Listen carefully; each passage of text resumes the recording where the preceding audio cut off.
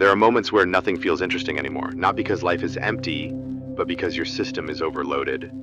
You scroll, you switch apps, you consume content, you distract yourself, yet nothing really lands.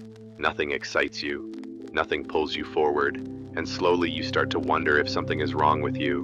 But usually this feeling is not a lack of motivation, it's a lack of real stimulation. Your brain is not designed for constant novelty, it is designed for rhythm, for contrast, for silence followed by movement. Social media breaks that rhythm. Every scroll gives you a small hit of dopamine, not enough to satisfy you, but enough to keep you hooked. Over time, your baseline shifts. Simple things stop feeling rewarding, stillness feels uncomfortable, boredom feels heavy, so you reach for your phone again. When nothing excites you, it's often because your nervous system hasn't had space to reset. You are overstimulated, not uninspired. Nature works differently. It doesn't demand your attention, it doesn't compete for your focus, it simply exists. And that is exactly why it works. When you step into nature, your brain slows down. Not suddenly, not dramatically, but gradually. Your senses begin to reawaken. Sound becomes clearer. Movement becomes more deliberate. Your thoughts stop racing for a moment. This is not escape. This is regulation. Nature provides what social media cannot. Stable, healthy dopamine.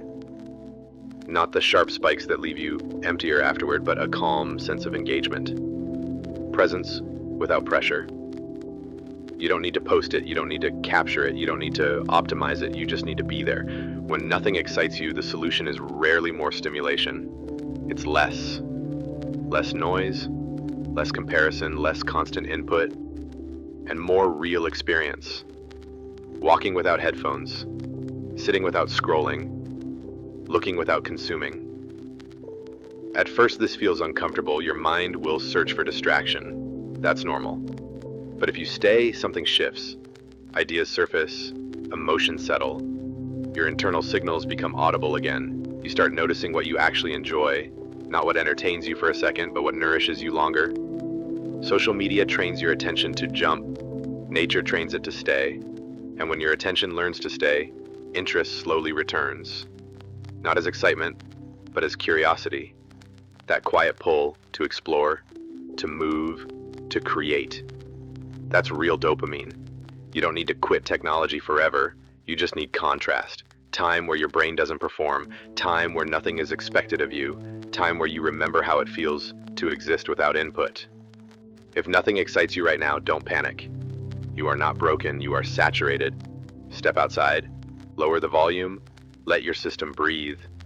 Excitement doesn't come from chasing more, it comes from creating space.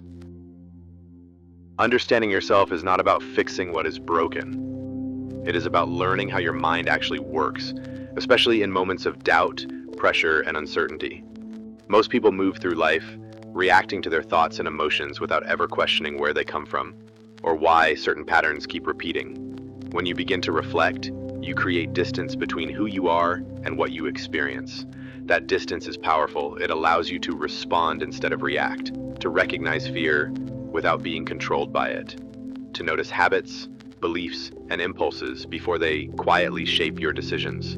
This channel exists to explore that inner process, not through quick answers or motivational shortcuts, but through understanding. Understanding why you feel the way you do, why certain struggles return, and how awareness slowly turns confusion into clarity. If you want to learn how to work with your own mind instead of fighting it, this space is for you. You can subscribe to continue these reflections and build a deeper understanding of yourself over time. Not to become perfect, but to become more aware, more grounded, and more intentional in how you move through life.